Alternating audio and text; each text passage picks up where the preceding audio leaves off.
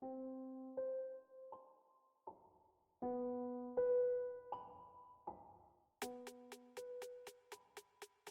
I am helping others, I'm ultimately helping myself because it makes me continuously rise. You know, if I'm going to ask you to do something, I am that type of person that is going to do it right there beside you or have already done it.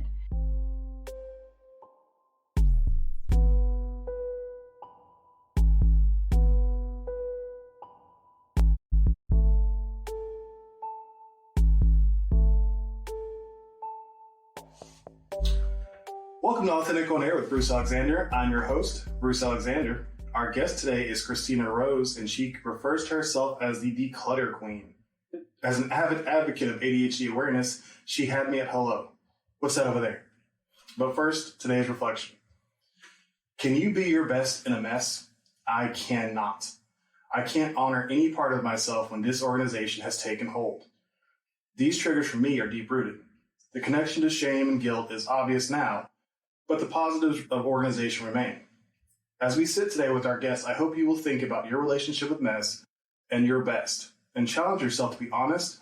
And as always, I am genuinely interested and would love to hear any interesting, surprising, or revelational insights you uncovered. So you can hit me up on Instagram, Facebook, Threads, or LinkedIn at Authentic Identity Management.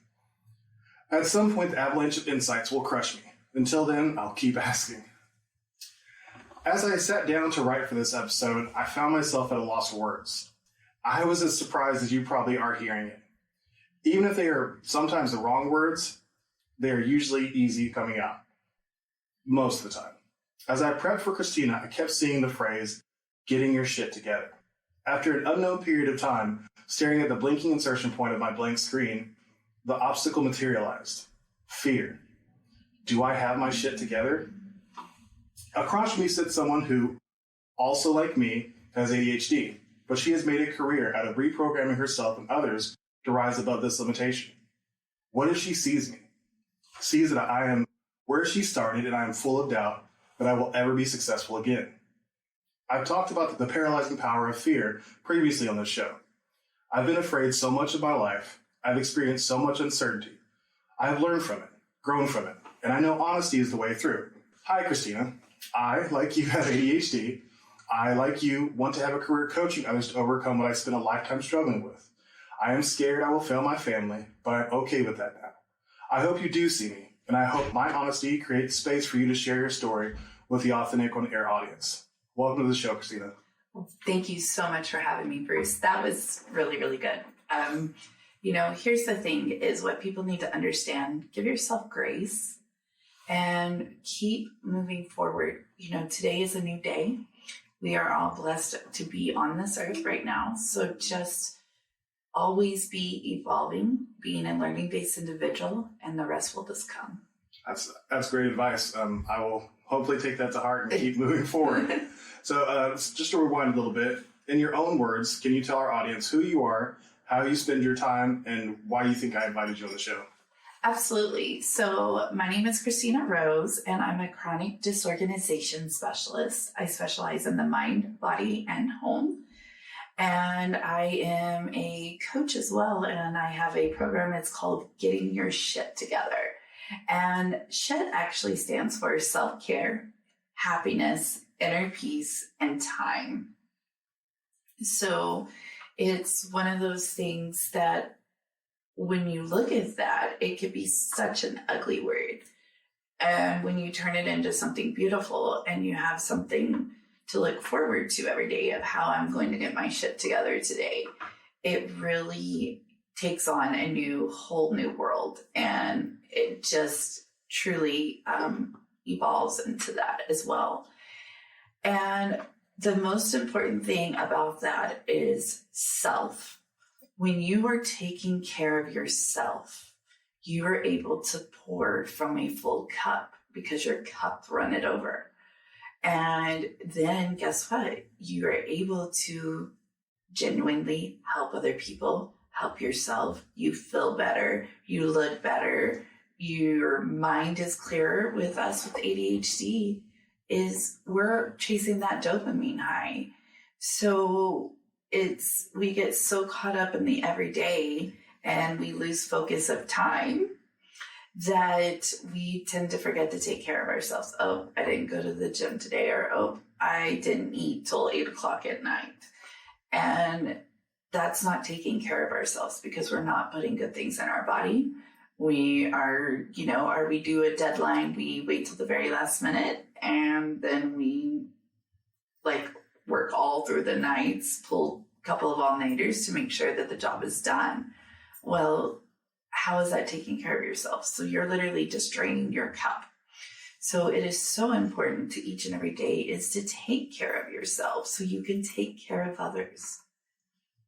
Absolutely. I think that's really poignant. So knowing all that, as a person with ADHD, how do you have the confidence to coach others in disorganization of all things? Because I've lived it and I'm still living it each and every day. I was in corporate America for the last 20 years, and I was in casual dining and fast food.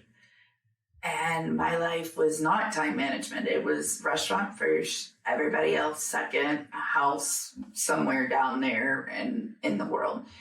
And it was a realization of during 2020, I went through a healing journey and a spiritual journey, and I learned really quickly I don't have my shit together.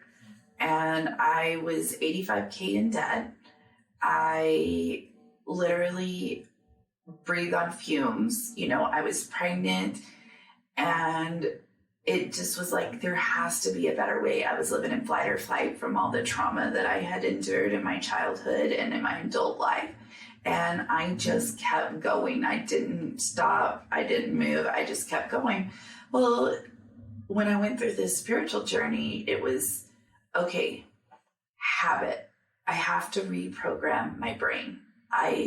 So that's where my mindset comes in. So that's where the mind of the getting your shit together, why I did the chronic disorganization specialist, because when your mind is right, magical things can happen. But when we're constantly talking about ourselves in a negative outlook, when the world, we have basically paralyzation, we've got to have that body double to do things like that. Well, when you don't have anybody, or you're depressed, or you have anxiety, or you've been through so much trauma, like you just talked about a while ago with the root, okay? There can be the most beautiful flower bed, but when you start looking up close, if you don't take care of that flower bed and get in there every single day and pull those weeds from the root, more and more are going to come back. So when I go into these people's homes, and when I was looking at myself, I had to heal my trauma from the root. I had to get down and reprogram my brain from the root. And when we do that, magical things can start happening, because guess what? You do have inner peace now. You have found your happiness. So then it all ties in together. And what's the one thing we can control throughout our day is our time. But we always let our time control us. I know a little bit about that. My wife, who's listening right now, will definitely tell you that time blindness is a huge issue for me. As I was listening to you say that, you talked about healing deep trauma. As a coach, do you feel qualified to deal with that part of helping somebody reprogram themselves? I give them educational tips of what I have researched with ADHD, and, things that I have learned, give them books to read, more of from a scientific point, I give them books to read. I give them, lessons to do. But when it comes to being a therapist, I'll be sit on my couch. I will be I will let you get it all out. But I do encourage seeing somebody, on the way over here, I was on the phone with my therapist, it's something every Wednesday morning without fail. I am up, I'm ready to go. So 7 a.m., I get on the phone with her every single day. And people need to understand it's not let's put it in the closet. They are there to just help. We don't need to bring everything back up to the surface and, relive anything. We just need to be able to know that's a trigger. How do I reprogram that? And how do I release and let it go? Because you don't necessarily have to relive every single bit of your trauma to heal. Right. But you also need to do the inner work to be able to heal and release it, because that no longer serves you. Mm-hmm. It's not doing anything for you anymore. And when you're able to do that, when you're able to release that from your mind, and then those limiting beliefs that sometimes we don't even realize we have, because our subconscious is formed between the ages of 7 and 14. From the ages of 0 to 4, we are in the theta state. So what that means is everything, it's like a sponge. It's when you are so far up on your manifestation level, you're basically living in a different reality because you see and hear everything from different things. That's what a 0 to 4-year-old is. They're learning so much and can absorb all of that.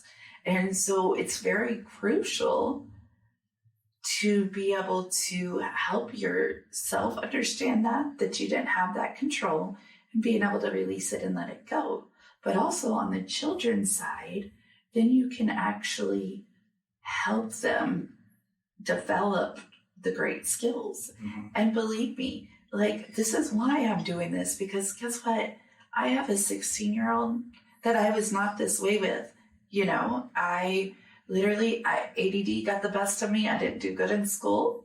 So went into customer service, was really good at it.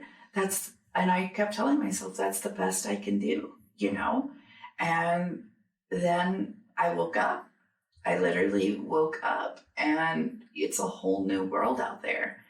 And that's what I want to be able to help my clients with, is understanding, yes, life is hard. No matter if you've been through trauma, no matter if you are living the most glorious life in Bali, life is hard, but choose your heart. Mm. And when you keep learning and you keep growing, that's what we're supposed to do as humans, is evolve and learn and grow. It's okay to take a different path. It's okay to do something different. And I promise you, the only ones judging you are the ones that have the insecurities about themselves. Right. So I have a theory about people developing. I kind of compare it to an operating system. Like everything before we hit the age of 18 is basically our beta phase, and we're just really a prototype. After 18, then version 1, 18 to 21, version 1 drops. What version of yourself do you think you're on at this point? I would probably say about version number at least 10 to 11. Wow.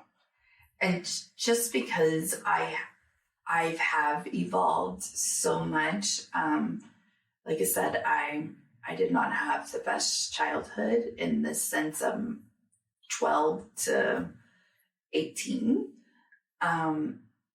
But I have seen a lot in my life, been through a lot, seen a lot. So to me, I can honestly say I kept going. I didn't heal from it, but I kept going. But I would say I truly am in the best chapter of my entire life. And it's truly amazing to see how far I've come. And what do you think has spurred on the development of each of those versions? So one, I'm going to prove you wrong aspect growing up, and I my mom was an addict. My family, there's a lot of my family that are addicts, and I never wanted to be like them. So I always tried to do the opposite, and I wanted to live a good life. And so it was like always like, okay, I have to keep doing more. And I have always just been the most forgiving person, the most loyal person. That's just who I am. I'm a giver. And, and I always see the good in people. There is good in everybody. It's just sometimes it's buried. And so my overall mission in life is to just help others. You know what I mean? Because when I'm helping others, I'm ultimately helping myself, because it makes me continuously rise. If I'm going to ask you to do something, I am that type of person that is going to do it right there beside you or have already done it. And my biggest motto is do unto others how you would want to be treated. So I do that in every aspect, like how is someone going to pay for my services when I'm not even living it? My life is not perfect. Not everything in my house is organized. I live a functional system life. I have a time management program, but I have to work on that daily. And my clients are just something that keeps me going. So that's why I love it. It's like when you get in business for yourself, or when you're doing something for yourself that truly makes you happy, you're never working a day in your life, and you are living your best life because you are moving forward. I have an uncle that truly is a brilliant businessman, and his motto is just having fun, literally just having fun. And that's what he lives there, because life is too short. I lost my mom when I was 22. And, it's, like I said, I've seen a lot. So life is precious, and, it's one of those that it can really be seen from a different set of eyes. You just have to clean your glasses. That's good. You talked about addiction a little bit. Can you tell me some more about that? And also, is that what you lost your mother to? So I grew up, my mother's side of the family were addicts. And it's an awful thing. It really is. And I just decided, like I said, I was not going to be there. My mom had a few car wrecks, hurt her back, and the doctor prescribed prescription drugs for her. I could honestly say my mom was magical when I was a little girl. Magical. Pageants, hence Declutter Queen. But she got hooked on prescription drugs.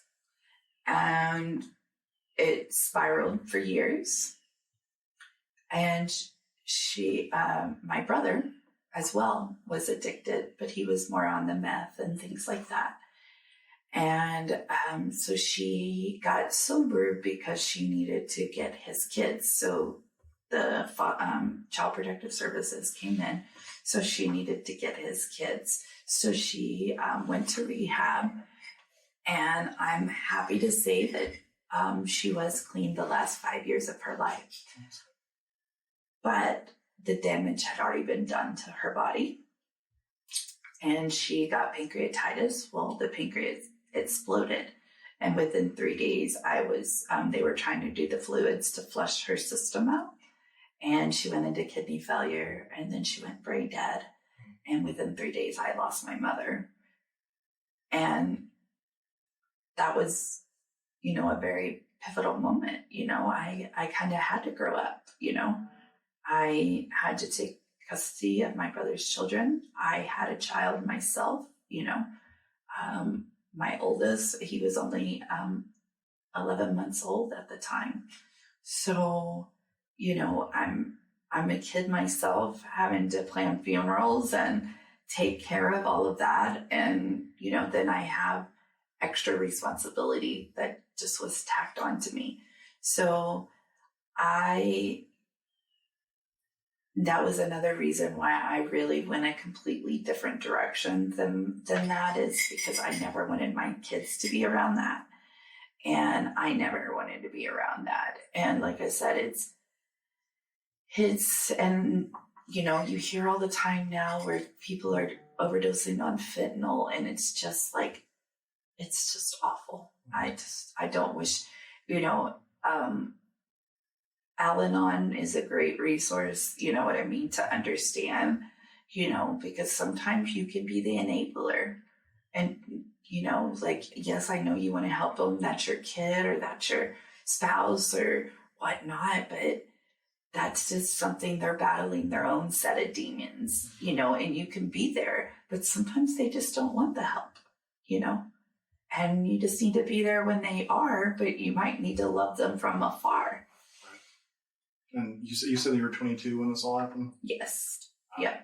That's a lot. It really was, and it's one of those things that it's one of my parts of my story that I try to use for good, to tell people, you know what, keep going. Don't give up yet, and if you are trying to get sober, or you're 8 days sober, or you're whatever, just one more day, guys, just for today, remain sober, and then get up in the morning and do it all over again. 22 years old, you had an 11-month-old, and you were taking on 2 more children that were how old again? So no, actually I took on 4 children. You took on 4 children? Yes. So 13, 10, 4, 2, and then my 11-month-old. Oh my gosh. Mm-hmm. How hard was that? I did what I always did and just kept going. I literally told 2020 lived in a mask,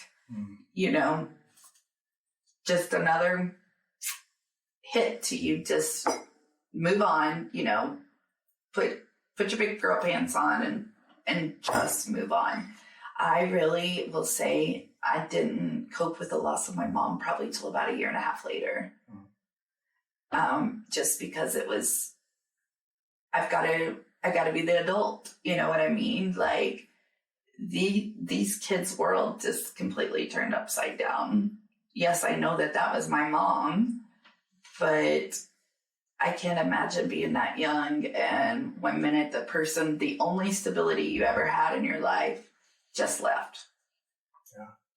So I remained with custody for almost 3 years, and it was taking a toll on it had already taken a toll on my mental health, but so much that I feel like I was no longer being the parent that my son deserved. And there were some problems because of the past that they have had. And so I went ahead and gave up my right, you know what I mean? And I couldn't do it anymore for the sake of my child. Right. I had to learn that it wasn't my responsibility. So, was your brother still out of the picture at this point? I believe he is in prison. I know for a fact he's in prison. I'm sure for some kind of drugs. He's 45. My hope for him is one day he just sees, you have grandchildren now, you have more children now. I hope that this time in prison might change. I don't know. Like I said, I will always love my brother, but I'm just going to love him way out there. Right. And he doesn't get close. So, I mean, giving up the kids had to have been hard.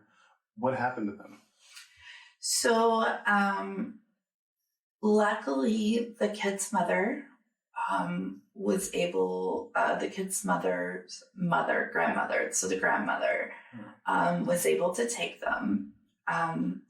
I do know the oldest is in prison as well.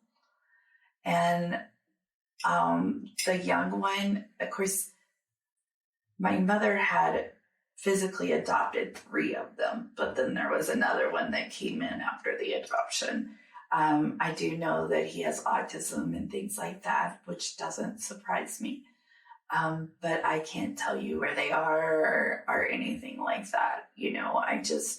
I hope that they are truly living their best lives, and I wish them, nothing but love and understanding.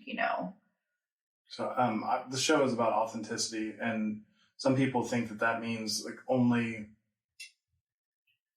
leaning into the parts of yourself that you believe are good. And to me, it has so much more to do with realizing your limitations, seeing where your weaknesses are, seeing what's hurting you and what's toxic, and also what you can't control. So that this, is a lesson in having to let something go. It's an extreme lesson.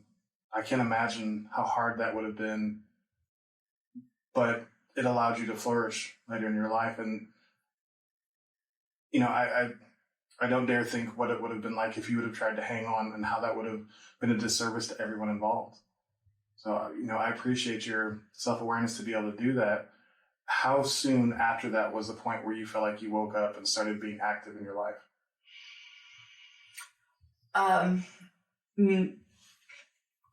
Here's the thing is, like I said, everything that's happened throughout my life, my rape, my molestations, trauma from my husband's a 100% disabled veteran, PTSD, losing my mom, just all of these things. I literally just kept going. You know what I mean? Like, I have a child. I need to make sure I do the best for him. Just keep going. So I can honestly say, I did not start really taking that mask off till about 2.5 years ago. And in relation to giving the kids, so you were 25 when you gave the kids up. And how old are you now, if you let me ask you? Absolutely. I'm 38. So I literally got married a year later, and we're still together to today. So I just that book's closed. Let me just move on, and, it even made my ADD worse, because now I never had dealt with any of my root issues, that's another one. Just, keep doing it. Oh, I've been through worse. Just keep moving on. And it came to a head, it's one of those that I woke up one day and I didn't know who I was. I didn't know what I'm doing this for, and it's like, I look around, everybody sees me as this, she has her life together. No, I didn't have my life together, and I'm still working on it very, very, very hard each and every day. And I think that that's the most important thing with my coaching is, guess what? What I'm telling you to do, either I've been through it or I'm working through it right now as we speak. I am going to be your accountability partner, and I'm not here to just sugarcoat something. So if you want something sugarcoated, I'm not your girl. In the sense of, you can push yourself a little further, and I will help anybody. I will be there for you, but you have to do the work yourself. Right. I'm going to hold your hand as long as you're right here, but my hand doesn't reach very far back. I like that. You talk about just keep going. How you, in this way, it was not in the most positive sense. You were just chugging along and just putting one step in front of the other without actually putting any active thought into what you've been through, thinking about your story and how it's affecting your decisions on the day-to-day. The benefit of that is that you're able to, get through pretty much anything because you're not actually actively engaging with your life, right? That detachment allows you to be able to handle a lot. But as you found years later, it feels better to actually actively feel like you're living your life, right? Oh, I didn't realize how bad I was in flight or flight, and how so many of us are in flight or flight. And it's a whole new world. It's amazing how much better you feel how more like the stress, like right now should be the most stressful time, of everything, of going through everything, of learning all of this stuff and dealing with all of this. But it's just truly amazing because my mindset is completely different. I know who I am. I know what makes me happy, and I know what the end goal is, and that's so important. Is because I write it down. I look at it. What is that one thing that I can do for myself to get me there? Because guess what? You could do literally, I know that we were told this as a kid, but guess what? You really can do anything you want to do as long as you continue to work for it and as long as you put your mind to it. But we give up that close. Right. Because it's too hard. Or it's that limiting belief of saying, not for me. So-and-so can have it, but not me. So-and-so can do that, but not me. Because I can't do that. And that limiting belief gets you in trouble. 9 times out of 10, I don't listen to what my mind says because my mind says to turn off that alarm 10 times. Mm-hmm. My mind says I don't need to go to the gym. And that's where, nope. Because guess what? Now I can listen. My brain has slowed down enough of it. I've gotten it out of flight or flight that it has slowed down enough for me to realize what it's trying to tell me. And when it's not in my best interest, I'm not listening. I control my brain. My brain does not control me. And, a big part of my coaching is advocating self-awareness. And especially as ADHD people, we can get caught in masking and never leave. Just not even realize that we're being somebody else to try to fit into whatever. I did it for almost 10 years as a firefighter, trying to fit in, trying to make these people like me whenever I wasn't even showing them me. I was trying to show them what I thought they wanted and they didn't like it. Surprise. And then that just made me do it harder and more, and just never ending cycle.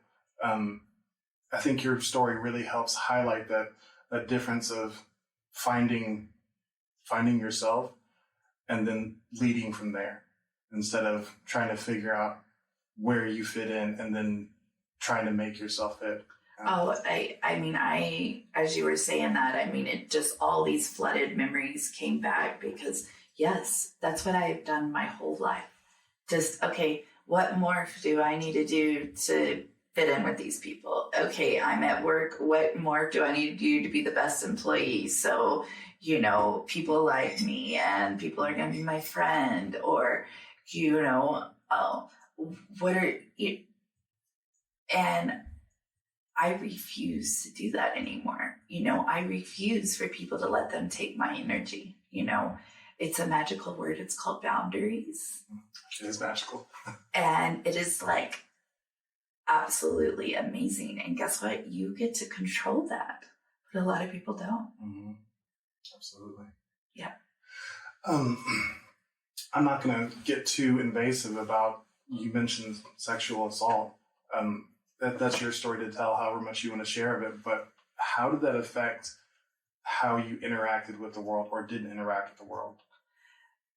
Once again, I have just released this, but it was such a long, drawn out process. It wasn't just a one and done, that I pretty much dissociated myself with my body, and I think I always say I'm a Gemini, so I always just say I was with the other twin. Mm-hmm. And looking back, I think the rape and the molestation helped me in the sense of this, that I had already disassociated with my body so much that I didn't feel. I was so numb to everything that it helped me keep going. Does that make sense? Yeah. And so, but it did, and it still does to this day. Like, I still have a hard time when people just, like, I'm the biggest hugger. If I want to hug you, I'm a Southern girl. Hey, girl, But when somebody just comes up behind me, like I am scoping out, like, it makes me very uncomfortable. Even my kids, just hands touching me. And it's something that I still work on every day. And here's the thing is, if this circumstance has happened to you, and just because that I dealt with it this way, somebody else might deal with it in a whole different, and neither one is right or wrong. Just do yourself a favor and make sure you do the inner work and heal and release that, because it's not fair for you to carry on that burden. Right. I can honestly say, like, I am an open book, because at the end of the day, my story might help another girl that's on here, and she is in that corner crying because she doesn't want anybody to touch her. She has disassociated with herself, and guess what? That's their issue, and don't let them have the beauty of the rest of your life. Don't let them steal your joy. Don't let them steal your thunder. Don't let them steal your beauty. And I just hope that, they can be able to heal and move forward from it. But I will say, I did have a lot as I was doing work with my inner self and self-awareness, is I didn't realize how much, like, I could turn myself off in a dime. That's where it's like, I love where you're being your authentic self, because it was so easy to become that body double of, so it's one of these, it's now people are seeing me and they're like,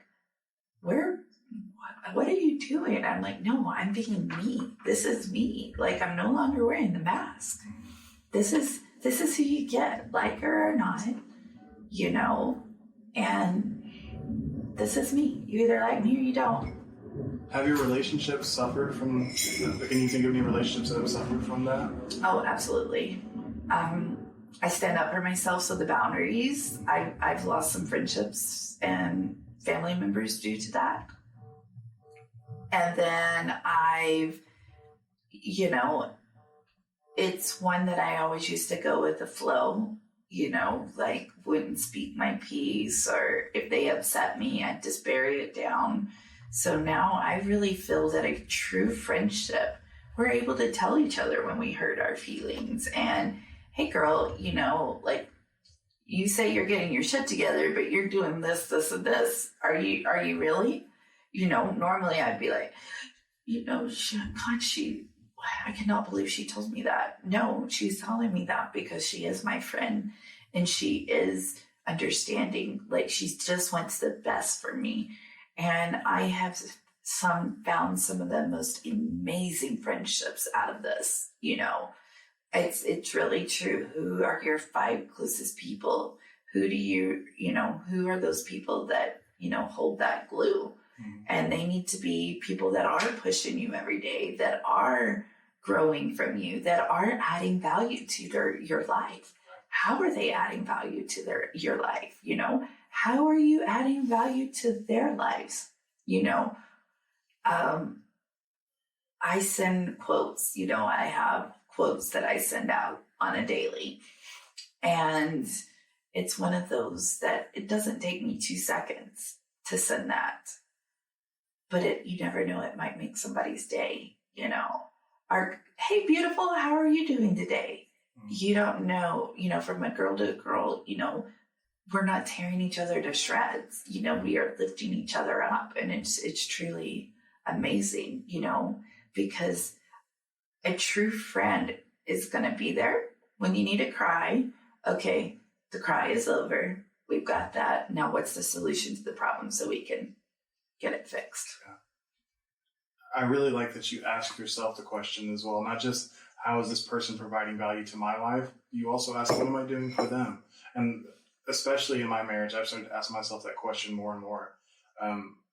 I've talked about on the show before that I didn't have a partner until really 3 or 4 years ago. And it's not because she didn't want that. It's because we didn't communicate on a truly deep level. I wasn't myself. Like I didn't know this. I wasn't trying to mask. I wasn't trying to be, this false version of myself, but I hadn't accessed so many of my traumas that I was just really being remote controlled through life by my childhood roots. And that, figuring that out, starting to unpack that stuff, I realized that there was so much about my wife and myself I didn't know. And I started to ask, well, why don't I know anything about her? I love her. Like I care so much is because I didn't ask questions. I didn't take interest in the things she cared about because I was on autopilot. So I started to ask, what am I doing to make her life better? And I've tried to be an active, more present husband because of that. And so I really think that, I challenge everybody to ask yourself that question. What am I offering to the people around me? What do I do to try to enrich their lives? And, especially your top 5, it should be a really mutual, beneficial relationship where you guys all make each other better. That's the goal, right? Oh, absolutely. And I mean, I'm the same way. I will be married 13 years and we've been together 13 years. So we've been married 12.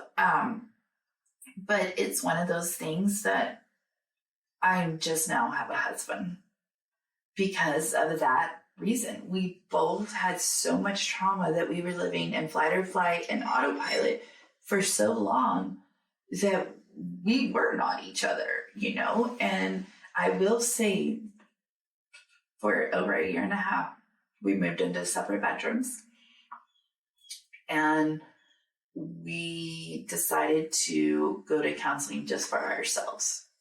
And it was the most best thing for my marriage because we were able to find ourselves, which in return made our marriage so much better. Because when we heal our wounds, we're not reflecting it on the other person. And when our cup is filled up and when we start asking, well, what do we want out of life? Then you tend to do the same for your spouse. And then just probably 4 weeks ago, we started going to marriage counseling, not because our marriage is bad, but now we have worked on our inner trauma to where we're not projecting it on each other. So now it's all about the communication and moving forward. It's, okay, how do we communicate? Because clearly we weren't doing that the last however long, So it's building a new foundation is all it's doing, because like I said earlier, people are going to counseling when it's too late, versus, hey, why does this person do this? Or to better understand. And it's just a non-biased person trying to help you with that. But when you're in there, well, she did this, he did this. It's hard to work on that. And I will say that is the best thing, going to therapy for yourself, getting that to where you can start working on your marriage. Absolutely. So, because guess what? A lot of that's just ego and a lot of that's insecurities projected onto somebody else. And then you're getting nowhere. I think one of Al-Anon's big phrases they use is keep your side of the street clean. I think that's huge in marriage. You can be part of a marriage and spend so much time blaming the other person without ever really looking at yourself. But if you just keep your side of the street clean and take care of your business, there's, let's take the dishes, for example. I'm terrible about this, but this is a good example. The dishes aren't done and I'm upset. Did I do the dishes? No. But they're not done. They're still my dishes, right? Like they're the dishes that it's my house. Even if my wife didn't live here, I'd still have the kids. The dishes would still get dirty. So I can do the dishes as well. If I'm upset about it, I should just do it versus saying, hey, you need to do this thing or else I'm going to be mad at you. Just do the thing and then talk about, if you have roles that are supposed to be, filled, talk about that after. But in the end, if you push that person away, you're going to be doing the dishes anyways. Mm-hmm. So you might as well just handle the thing that bothers you, then have a conversation about it. And I just, that mentality has changed so much for me. Oh, absolutely. And it's, going back to boundaries. Like we can be in the middle of something and it might be a trigger for me or it might be a trigger. Well, we know that now. We didn't know that before. So immediately we're like, oh, that's a new boundary. I don't like it. It doesn't set well with me. That's a new boundary. So then we can talk about it, figure out a solution. And guess what? From here forward, they know that upsets you. Because guess what? I'm fine. Well, we can't guess what's in here. Right. And I get it that, all the time, my favorite word is, I'm so overwhelmed. And what does that exactly mean? I don't know. Here, you want me to give you a list? Right. Yes, give them a list, like before, I had to be a caregiver for so many different people. Like I said, my husband at one time had to call in hospice on him. I'm sorry, you had to call in hospice on your husband? Yes. So my husband is a 100% disabled veteran, Purple Heart, 29 surgeries. Oh my gosh. At one time he was on 36 medications with the VA. He's 6'1" and was weighing 130 pounds. He was just so sick. Lung problems from the burn pits. And it was a very dark time. I became the caregiver. Once again, I was caring for my mom. I was caring for my, what I mean? Like it was, and I didn't realize that, but I had a lot of resentment for him when he finally got better, and I still held it today. Like I almost was treating him like I'm his mom, and it's hard to get out of that. So, that's something that he continues to call me on, what I mean? Like, hey, that's being a caregiver, and the best thing that I ever did, he's missing the left frontal lobe of his brain is, I don't know if you know this, but your brain at the age of 35, I believe, 35, are somewhere in there. Your brain is pretty much fully formed, but you can rewire it. And you can rewire it a lot faster than you could as a child because your wire, it's constantly growing. So you're constantly having to recorrect it. Versus once you get it wired, it pretty much, that's why as we get older, we get so stuck in our routines, right. And it's a lot harder to change them.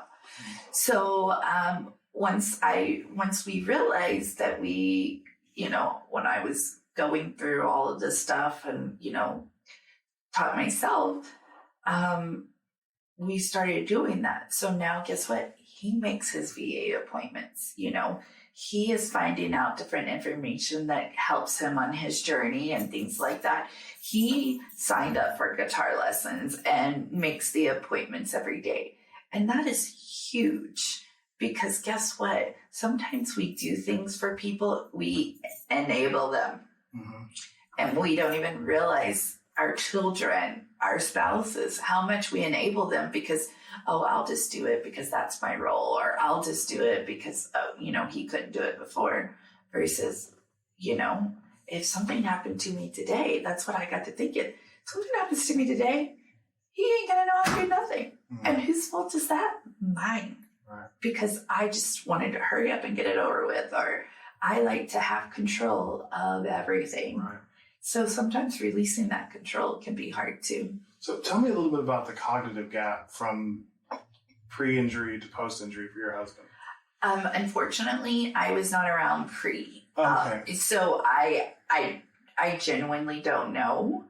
I will say to me, it's like, it blows my mind because my husband is one that I feel uses Google for good. Right. Because for the longest time, he'd be like, he'd see something and not know. And he's the one that old school would go in a dictionary and read all about it. Well, now he just goes to Google and reads all about it. And the information that man has is just like, not even like just history and things like that. It just blows your mind because you can go back and look it up and he's telling the truth. It's almost like quit making this shit up. But then a lot of it is short term. So remember to take in his meds, something new. So let's say he would have a hard time with the schedule that I have. I'm doing something different every day. It's a spur of the moment, this and that. So it's like from 8 to 10, 6 days a week, he goes to the gym. You don't bother, you know what I mean? Mm-hmm. When he has an appointment, that's an ongoing appointment for a long time, we have to make it the same time because it has to get in there. Once it's in there and once he has that routine, you can switch it up a little.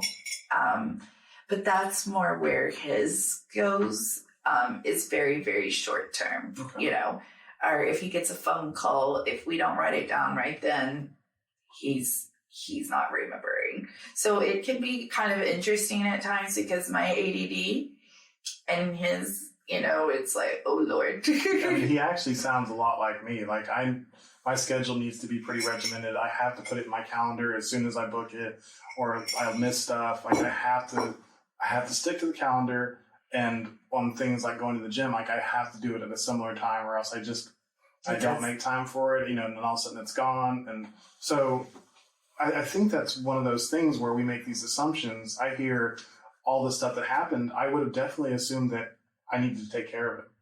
I would have thought that, he's not going to be able to make phone calls. He's not going to be able to, have the wiring to be able to really take care of himself. But he sounds like he's really very similar to me whenever it comes to handling life.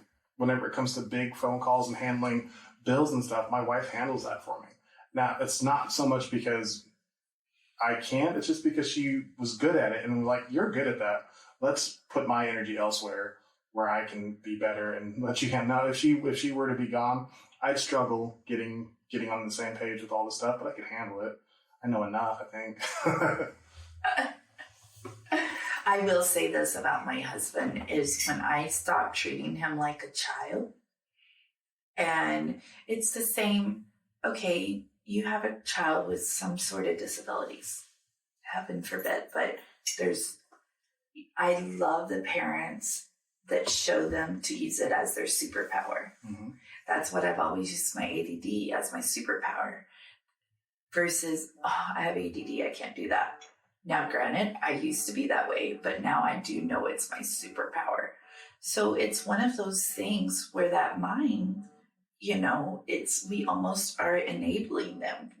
We're not, the minute I told him, it's like, you mean to tell me you did 6 trips to Iraq? This is where, I had called hospice in because it was just too much for me. Like I couldn't, he had just given up to basically, and I'm not going to just sit there and watch you die. Right. You know what I mean? Like you're not eating, you're not drinking, you know what I mean? Like I'm not going to sit here and watch you just give up on life. Like you've been through all of this stuff your whole life.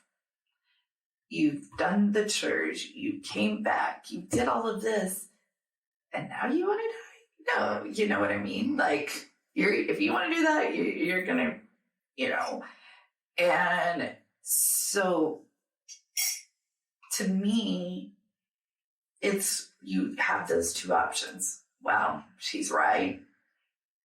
Or the other way, And that's what I want to be for people. Hope to not at that extreme, right. But you know what I mean? But guess what?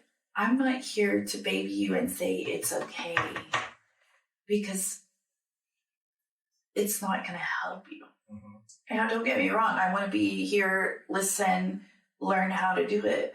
But at some point, we have to do that one step. Because how many times does a baby fall down? A lot. A lot. And you will fall down a lot.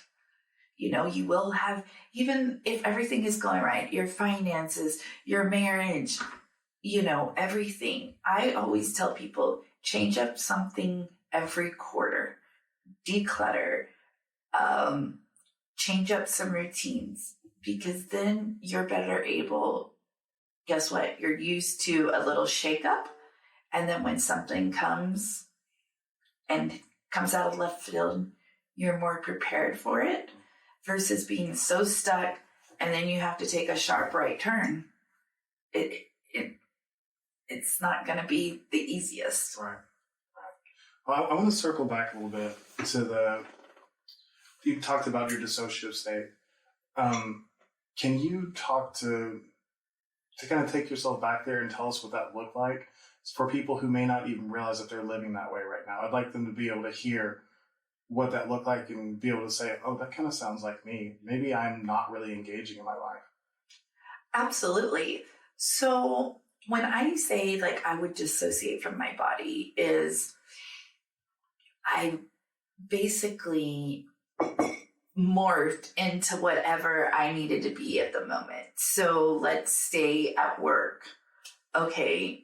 I have to make sure, I was already compensating for my ADD because of my adult life. Because I was diagnosed at the age of 5. And so in my adult life, I decided not to take medicine for years and years and years. And so it was always be on guard, making sure that I adapted to whatever they need. Oh, you need me to do this? Okay, no problem. Let me get it done. Overextending myself, And then I would get home, put my PJs on, climb into bed, eat a bag of chips, or watch hours and hours of TV, and just disassociate, or it would be hanging out with friends. I would literally try to be the life of the party so nobody would be looking at me. You know what I mean? That they're only looking at me at this place, Talk a little bit more about what you mean by you would try to be the life of the party. What did that look like? So when I would go out, it would be like I always say it, the fun mom or the fun girl, let's do this. And, so I could be in control of everything. I love to make sure that I could control every situation. So that way myself didn't get hurt again, I was protecting my little inner child, per se, because I just wanted people to like me. I just wanted to quit being hurt, So I would always, this person's going to be my friend. They're nice to me. Let me tell them all my stuff. You know what I mean?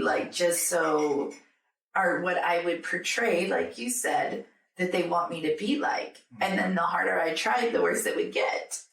So it's one of those that I can truly say this question really hits home, because looking back, I can see me how the two totally different people were.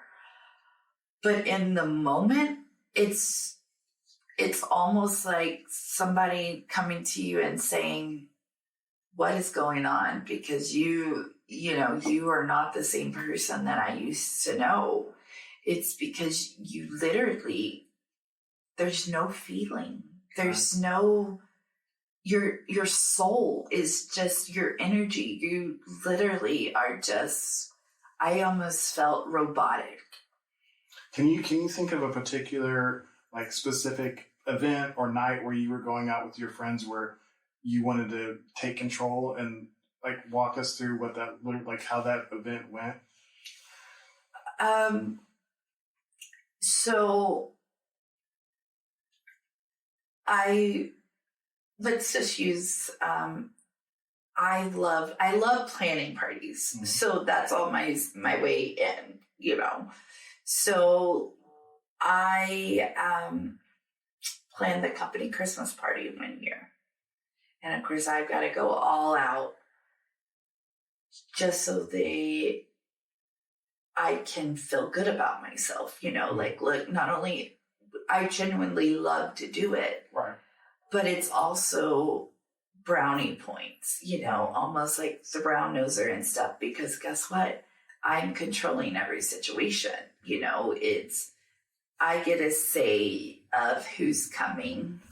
I get a say of what's gonna happen. So for the Christmas party, it's I wanted everybody, Christina, you did such a good job.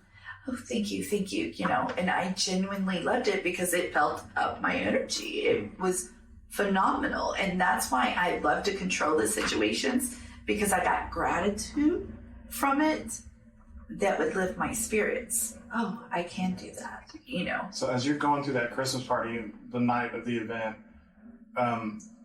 how were you acting? Were you, running from person to person, really chatting everybody up? Is that kind of how that went? Oh, absolutely. And it was one of those that as that Christmas party, but then also the controlling part, because it's like, I felt like my life was a game of chess, placing it just here. So also the perfectionist in me, okay, this has got to be done just right. This has got to be done just right.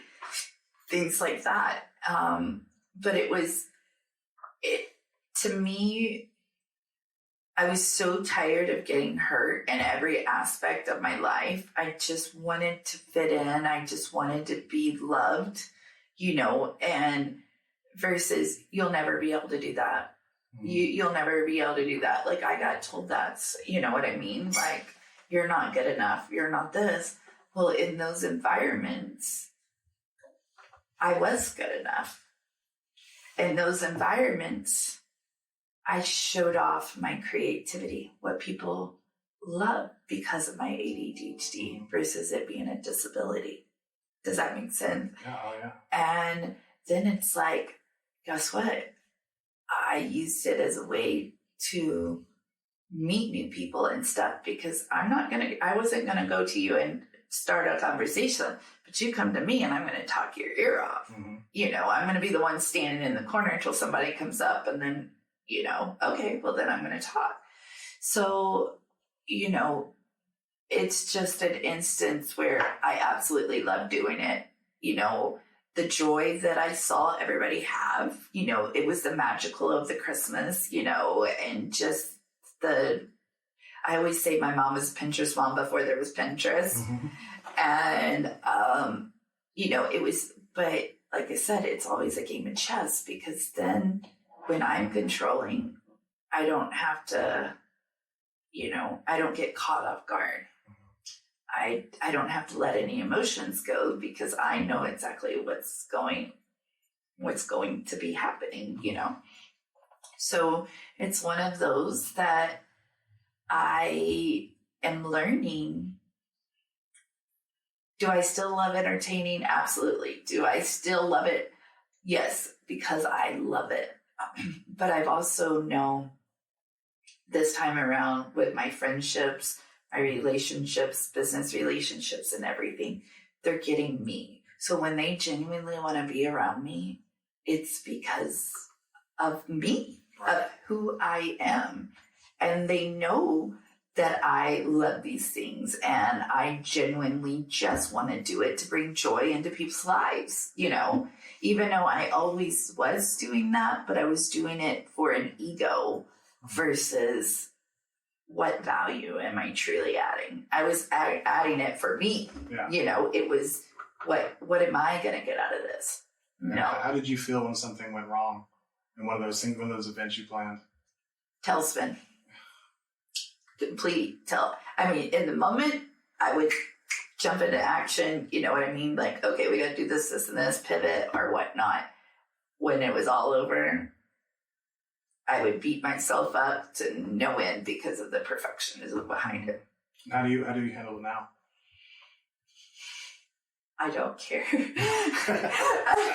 It's just one of those, like, where I'm putting on a couples retreat at the end of the month, and 4 couples are coming, and we're doing a night where the men are dressed like the wives, and the wives are dressed like the husbands, and we're going to play Cards Against Humanity and board game night, and we got a place with a pool and all of that. And it's like, I just drew names of what rooms you get. Like, it's either you're happy or you're not. Like, you can't please everyone, so just please yourself, but do it in a manner that your ego isn't involved. Yeah. Yeah. That's good. Let's talk a little bit more about what you do in your business. What is one of the biggest benefits you say your clients walk away with after having worked with you? how to do it by themselves. Mm. So my long-term, especially my coaching clients, I am not teaching them that they need me forever. I am teaching them how to get their shit together so that they can do it themselves. Yeah. And just keep it going because, like I said, the world is ever evolving. You're ever evolving, Just because you have a bad day doesn't mean you got to have a bad week. Just because you had a bad morning doesn't mean you have to have a bad afternoon. And my overall goal with this program is for you to live your best life, whatever the case may be. If you're wanting to shoot for the stars and be a multimillionaire, or if you want to live out in the woods and Bali, what is your best life? And guess what? What is your season of life? Mm-hmm. Because we all go through seasons. And when we're in our winter season, things can be rough. So that's when you need to hibernate and do that inner work. So then spring comes, you're ready to blossom. You're ready to be your most beautiful rose you can be. But it's really, really important to me that because with my program, we do mindset work, we do body work, because so much of what we put in our body, so much from the outside to the inside of what we put in our body has effect on our ADHD as well. And at the end of the day, food is just food. Okay. I mean, it really is. Of course, some makes you feel better than others, but at the end of the day, food is just food. But when you are putting different things in your body, it can make you feel a whole lot better, which in return, your mind's working better, which in return helps your ADHD. And then when it comes to the home, when your home is in disarray, guess what? Your mind is in disarray. Guess what? When you wake up and your kitchen's a mess, you don't want to cook in there. You don't want to eat breakfast in there. You want to get out of it as soon as possible. So when you are working with all three of those consecutively, magical things can happen. Because so much, okay, let's just do the body. How many fad diets have we done? Yeah, we go all in and then we go back and gain 20 pounds. But when you're consistently building new habits and systems and evolving, it's sustainable because you're just slowly climbing up the mountain, one foot in front of the other. But when you go from here to here, it makes it a lot more steep. Mm-hmm. And so it's really teaching them how to build that system. Like I said, I have a 16-year-old, a 4-year-old, and a 2-year-old. My home runs completely different. My systems are going to be completely different than a 38-year-old mother that literally just has the 16-year-old that's fixing to be an empty nester, that's a single mom, versus a family with twins and they go to 6 sports a night, So it's really important for them to build those systems and knowing that not everything. So literally we just do 1 room a month. We build that system, we build that foundation. So gradually your life is evolving, and before you know it, you're living in a whole new reality. Mm-hmm. Versus, oh, here it is, you're here. How are you going to withstand that? Mm-hmm. It's going to be extremely hard because you have everything coming at you at 15 different things. Yeah. So talk us through your typical client engagement, from what does your typical client look like to how long you work with them and what happens over that process. Absolutely. So, of course, I do work with ADHD women anywhere from 25 to usually about 55. And we, during that time, we find out what is those traumas for sure, so we can understand how some of us are visual learners. Some of us are auditory, some of us are just being in the action. Some of us just need that body double. So really understanding what my client needs first and foremost, and how they learn and how they adapt to that. Are they a person that needs deadlines? Are they one that, okay, I need everything written down to the tiniest, I can't tell one client, maybe go clean your room, because they don't know where to even start. So that's number one. That's where we have to figure out, okay, how is our brains wired and where do we need to go? Also, like I said, we understand what's going on with the traumas inside of it. Then we go through just the very basics. Okay, morning routine. Yeah, we all get up, wash our face, work out, whatever the case may be. But are you really doing it? Or is it just such a distill that, you don't even realize that you're not doing it, or just a couple of them. So we get very clear in what a true morning routine is. And even my favorite thing is 15 minutes, because 15 minutes can truly change somebody's life. Mm-hmm. Because it's like, okay, if you're not washing your face and brushing your teeth and taking a shower every morning, that's already starting your day on the bad foot, not making your bed. So you would be surprised at how many people just don't even have a morning routine. They're just get up 5 minutes before they go, throw on some clothes and go, So it's really establishing, do we start and build a strong foundation? Same with the body. Okay, how much water are you drinking a day? Oh, about 24 ounces, 32 ounces.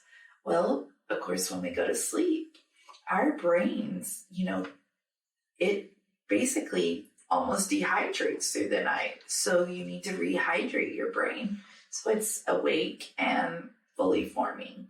So, that's just one little small step of, I call it habit stacking from Atomic Habits. I absolutely love that book. But it's just slowly. So the body, just instead of that Coke today, just drink water instead, or flavored water. And then, for the home, okay, we're just going to go in and declutter this week. One room. Pick the room that we start with. We're decluttering that. And then as we go on, it just intensifies. Okay, so the next month, now we're adding, and we're working with each other through the whole month of, really starting to your self-care, all right? Asking those hard questions. We go through, it's a lot of self-discovery with this, because you're finding out what makes you happy? Well, my job. No. Get some depth in there, because if we don't even know what makes us happy, then we are going to continue to not be able to do that, because you got to know what your passion is and what makes you happy so you can live a fulfilling life, And then working within that inner peace, what are we doing to be able to move forward and release? We do a lot of journaling work. We do a lot of gratitude. I live in a state of gratitude. I am forever grateful that this is my life, and I'm just amazed each and every day. But, a lot of journaling work, a lot of planning, just planning out your day the night before, not necessarily meal prepping, but meal planning. So you already know. You don't have to say, what are we having for dinner? We already know what we're having, Mm-hmm. And appointments and things like that. It's just the planning of it. And so as we get on, so especially when it comes to the home side, so the first part, we're just decluttering that room, kind of getting a very basic system. Well, just for 2 weeks, 3 weeks, all I ask you to do is keep up with that system in that one room. I'm not asking you to do the whole house. I'm just asking you the dirty clothes and the laundry. You've said you want to do these 5 things in this room every single day. Right. make sure, without a doubt, the thing is, you're going to have to tell your mind, because your mind's going to say it's fine.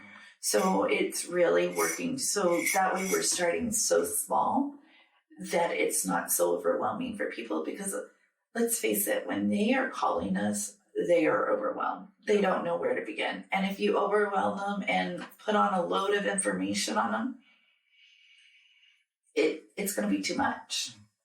And my overall job, the reason I do this, is so at the end of the 6 months, they can continue those patterns to make them have a better life. But this is something that's ongoing for the rest of your life, is keep evolving, keep getting your shit together, evolve your self-care, evolve your happiness. You know what I mean? Evolve on working on your time. So over that 6 months, how many times do you meet? We meet online once a week. And then I either fly to their house once a month, or if it's in town, I go once a month and we do a room a month. And we build. How many clients do you have to fly to? Just one. Which to me, it's like, so just one right now. But the rest are here. How many? So, with that model, meeting on, online makes things easier to fit more. How many more clients could you take on? Well, I'm hoping by the end of September, I would like 6 to 8 clients. That's my max, because especially with me, I want to make sure I have so much other going on as well. And I really want to make sure that I always put my family first. Yeah. And no amount of the money in the world is worth that. I always tell people, this is what gave me my second chance as my 4 and my 2-year-old. I get to do this over. And I want to be able to do it right. And I have 2 years left with my son, 2. And I want to make sure that I'm there for his junior and senior year. What does he need out of a mother as he's getting ready to grow up and be, yes, he's already becoming an adult, but, grow up and do. So it's very, very important to me, even more than my little children, is to make sure that I do things and break that intergenerational trauma. And what I mean by that is, of not being there for his games and, always being gone to work and things like that. Like, I want to be present. I want to be involved in my oldest's life, and really build that relationship. I never knew it, how much I talked at people instead of talked to people. And when I realized that, things really started changing. And sometimes I still catch myself doing it, and it's like, so that's the most important thing to me, is I want to be able to be this community builder and be all these things for other people, but I don't want to spread myself too thin either, and I want to give those clients, and also I still disorganize people's homes too. I'm working right now on bringing in some more organizers and stuff. That way I can fully concentrate more on the coaching side, and I still get to go in and organize homes. It's just on a much more needed scale. Right. Versus just the closet that needs to be done. But I want to make sure that my organizing clients get the same treatment as my coaching clients, that they need their service. And then I want to make sure that my time is not spread too thin, because that leads to burnout. And I want to make sure that I am taking care of myself. Here I am doing to others as you would want them to do to you. So it's like, if I'm learning from a coach, I want them to be practicing that message that they're giving me. Right. Not just telling me what to do while I go and drink 3 Cokes on the side. So I want to get back to parenthood in just a second. First, I want to ask you, what is authenticity? Like, how do you define that? How do I define authenticity? Being an individual and the person that you feel the most comfortable with. And what I mean by that is if nobody was around and it was just you, who are you? You know, what defines you as a human? What is your purpose? You know, how often you're the original. There's no other person like you. So being that true self, you know, my favorite deal is get comfortable being uncomfortable, you know, because that's really where that magic happens. You know, when you are transforming lives and when you are doing what you love to do, it comes very natural. Right. And that's with anybody. I really feel that we were just built that way. When we are living our authentic and true self, you're at ease. Your energy is through the roof. You're relaxed. You're you. You know, you have no problem speaking to people, nothing, because you are being your authentic self. I agree with that to a degree. I think that involves some unmaking of the habits that we've built trying to be something else. I definitely comes at ease to me now. There was a long period in which being myself felt very uncomfortable. I felt like nobody's going to like me. You know, nobody wanted to hear what I had to say. Nobody cared. A lot of doubt, a lot of depression. Moving through that, it feels very natural now. It feels way better than it ever felt, even when people, quote unquote, accepted me whenever I was pretending to be something else. I'd rather have people not accept me being myself, because the ones who do, it feels much more rewarding. Kind of dovetailing off of that, it's really easy for a lot of people to lose themselves, like lose their identity as they become parents and spouses. How do you feel you've navigated that as you've entered this best version of yourself, as you put it? Time blocking, like it's huge. Like, perfect example, and I will say, like, I am on point with this. Another thing that saved our marriage is Friday night date nights. A lot of times we don't even leave the house, but phones go up, children are in bed. You know, it is being, whether it be watching a movie, hanging out in the garage, or whatnot.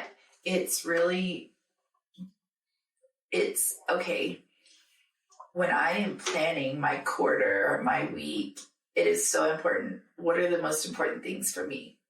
Well, myself, my workout time, because if I take care of myself, everything else. Okay, what is the next important thing? Family. Okay, they have this appointment.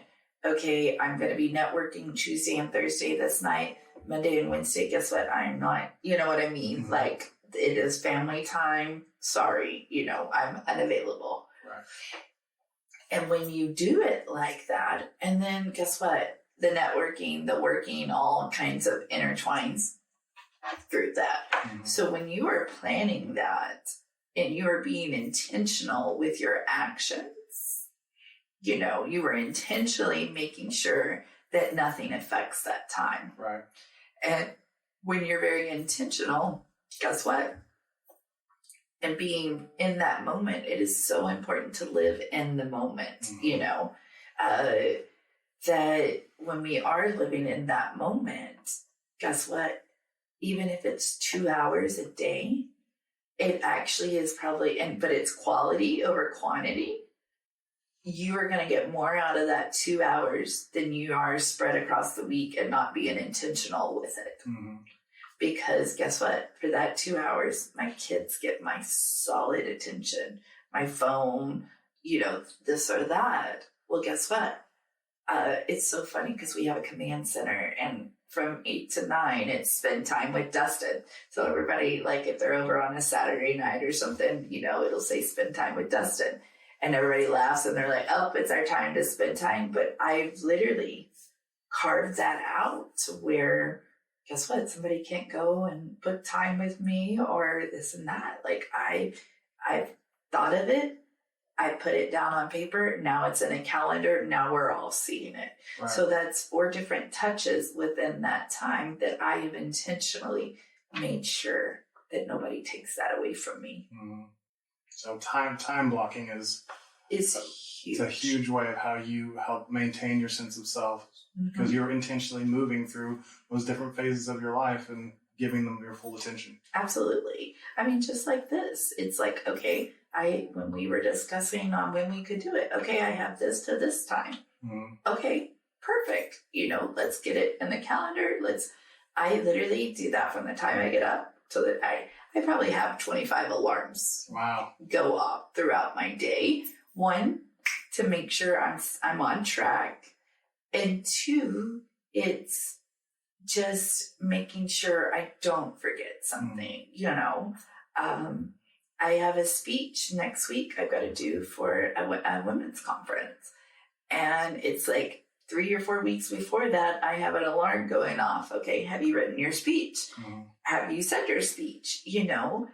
Because it's being intentional with that. Right. I know I can't just put it in my calendar, forget about it, and I'm going to go see that. No, a lot of times I don't see what I'm working with till the next couple of days, And so it's being very intentional just so we don't wait till the very last minute and then we're up all night.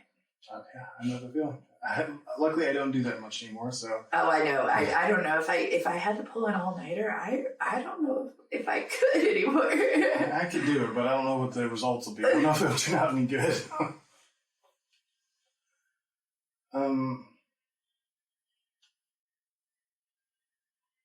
So, being an outspoken advocate for neurodivergence, what role has that played in your life? Like, as you have gone forward, speaking out about it? This one is probably the hardest, I'm going to be totally honest. When I was diagnosed at the age of 5, I lived in a very small town. It was just, I legit thought, okay, I'm abnormal or what, you know what I mean? Like, I got to take medicine. And truly, I didn't hear about it much. And truly, like I said, I quit growing. So I just, back in the day, all they had was Ritalin. It made me real skinny. I didn't eat, I didn't sleep. So I just quit taking it, And I had literally pivoted so much that I could, what I thought could maintain it, which in a lot of ways I did a very good job. In a lot of ways I didn't. Right. I didn't realize how much I didn't maintain it until I got back on medication. But of course, medicine has way evolved since I was a kid. So I really, like I said, it was normal for me. It was, okay, you need to do your job like this, and this. Okay, I'm still doing my job like this, and this, but I've got to do it my ADD way. Well, my son, my oldest, was diagnosed with ADHD or ADD. And I'm like, wait a second. He has none of the same symptoms that I do. Are you sure? Well, then that's really when I really started digging in. And it's like, I started getting on all of these groups. Well, come to find out, they were like, well, I'm having this problem. Okay, just do this. Oh, well, that worked. Okay, you know what I mean? Like, or they would say something and I would kind of go and be like, oh, well, I can do this, And it's one of those things that overnight I was like, wait a second, I can help a lot of people because I have literally been through this for over 30 years. And now granted, they might not be the textbook way. Right. I mean, let's be honest, but I literally just turned it into my superpower. Right. I really, really did. It made me very successful in the career that I was in. But also attention to detail was not the greatest. Right. So it's one of those that it really fell in my lap. And when I got my social media strategist, she was like, this is you. This is who you are. And I'm like, no, I I didn't want it to be used as a crutch. Well, I have ADHD, I never wanted it. I was like, nope. And she was like, but you have a lot of good information that people can take away. And it's sometimes still met with some resistance because I feel like an imposter sometimes because I have never really talked about it. And it's like, but it always has been my superpower, not blame it on my ADHD. You know what I mean? So it's something I'm still very much evolving into because I still feel like imposter syndrome, but I know that tips and tricks that I have used to help me.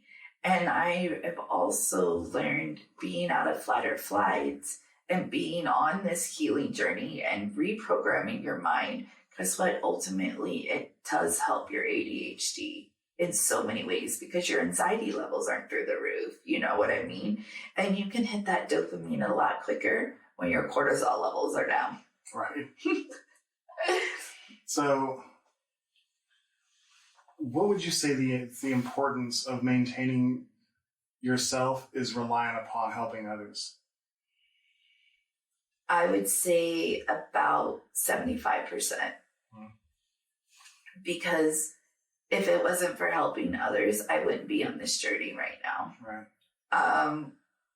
And because I've always, just try this, I always love to train people, like, oh, I have knowledge. Let me give it to you. Knowledge is power. Right. So in my little field, in wherever I was working at, I learned and grew in that one area. I just didn't learn and grow in life. Right. But I wanted to give people that information. If somebody's willing to learn it, let them, And so it was one of those, and it made me feel so good because guess what? Somebody learned from me. I helped somebody. I think I secretly always wanted to be a teacher, but I didn't want the 35 kids in the classroom. Right. I think it is something about being ADHD that training or teaching or coaching people really engages us in things in a way that where we still get to talk, we still get to be actively doing something. We're not focusing on just doing the thing the whole time because we're helping somebody through the process. It really kind of lights us up and brings out the best in us. So I'm glad that you found coaching and that you're sharing, especially the ADHD part of your journey with other people, because I was diagnosed late. I was not late, but in my 20s, I'd always been successful in school. I had no problems until I got to college and learned that I had no study habits because I'd just gotten, by on being smart enough. And then once I needed to develop those, I crashed and burned for a long time. And I got diagnosed, and still, then it was even early 2000s, and it was you're missing some chunks of time and you're late all the time. Take this medication, you'll be fine. I didn't know anything about the executive dysfunction, about the masking, the dysregulation of emotions, like all these things that I experienced had no connection to ADHD for me. I had no idea. That didn't happen until 2 or 3 years ago that I, dug back into the research and started to realize how many aspects of my life were affected by ADHD. And I was like, oh, that makes so much more sense why I couldn't get along with people, or why I always felt different in situations, why this conversation was so boring to me is like, oh, they're talking about normal things that to me aren't interesting. I'm not interested, so it's like this conversation sucks. And that's, that's an unfortunate way to look at it, but now I understand, like, these are not my people, and that's okay. That's all right. My people we love having conversations that interest us, and we don't spend a whole lot of time talking about the weather or politics or, the regular stuff people talk about. It's about stuff that kind of fires us up. And that's where I want to be now. And that's something that I'm really happy to be accepting and, building my journey and would love to share with other people. Oh, absolutely. I think that that's why I truly believe there's so many entrepreneurs that do have ADHD, is because we do think outside the box. Mm-hmm. We don't care about the weather, and I definitely don't care about politics. And so we're chasing the shiny and new type thing. We want to evolve, and we want to, sometimes we need to rein that in because of the 30 ideas that go through our head, and, at the end of the day. But I do think that that's why it truly is our superpower, because it is wired a little differently. And to be able to maximize that as a superpower versus a disability. And, there are so many successful, and I call success completely different than some people. Mm-hmm. To me, success is not the amount in my bank account. Success to me is, whose life did I change? How do I feel inside? What surrounds me? And what legacy am I leaving my children? Mm. It's called the 6 keys of abundance. You want to live an abundant life. And it's so much more than money. Yeah. Absolutely. Well, I think it's about time we wrap this up. We could probably talk for another hour and a half, but I want people to actually listen and not tune this out. So if people want to learn more about Christina Rose, where can they find you? Absolutely. So all of my Instagram and Facebook is Christina, our Declutter Queen. And then my Facebook and Instagram is just Christina Rose. And my TikTok is just Christina Rose. Okay. Christina Rose, it has been a pleasure. I really enjoyed this conversation. I think that, you have a great service to offer the world, and I hope that you find great success in it. If you enjoyed today's episode, please give it a like and share it with somebody you think might enjoy it too. Also, check out earlier episodes to support the future creation of great content. Subscribing would be a great idea because we've got huge things coming. Don't forget to like us on @Authentic Identity Management, Instagram, Facebook, Threads, and LinkedIn. You can also head over to the Authentic Bruce YouTube channel for podcast video, bonus content, and impactful clips from our conversations. Finally, if you are struggling to show up as yourself in your content, your work, your family, or your life, I would love to help you. Authentic Identity Management does identity coaching to help align yourself with the identity you share with the world. It's exhausting to live someone else's life. Live authentically and access the potential that belongs only to you. You can contact me on social, or you can email me at bruce@AuthenticIdentityManagement.com, and we can set up a free 30-minute consultation. That is it for today's episode. Thank you for listening to Authentic on Air with Bruce Alexander. Christina, thank you again for being here. Thank you. I had such an amazing time. And to our audience, please be yourself and love yourself. And keep getting your shit together. Yes, and keep getting your shit together. Bye, everyone.